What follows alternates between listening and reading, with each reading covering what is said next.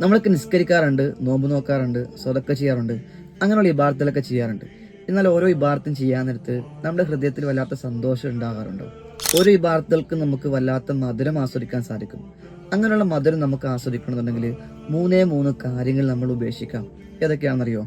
ഇമാം അഹമ്മദ് ബിൻ ഹർബ് റഹ്മഹുല്ല അദ്ദേഹം പറയുന്നുണ്ട്, ഞാൻ 50 വർഷത്തോളം അള്ളാഹു സുബ്ഹാനഹു വ തആലക്ക് വേണ്ടി ഇബാദത്ത് ചെയ്തു. 3 കാര്യങ്ങൾ ഉപേക്ഷിക്കാതെ എനിക്ക് ഇബാദത്തിന്റെ മധുരം ആസ്വദിക്കാൻ സാധിച്ചിട്ടില്ല.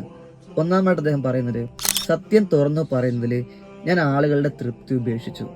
രണ്ടാമതായിട്ട് പറയുന്നത്, സ്വാലിഹീങ്ങളുമായിട്ടുള്ള സഹവാസത്തിന് വേണ്ടിയിട്ട് അധർമ്മകാരികളായിട്ടുള്ള കൂട്ടുകെട്ട് ഞാൻ ഉപേക്ഷിച്ചു എന്നു.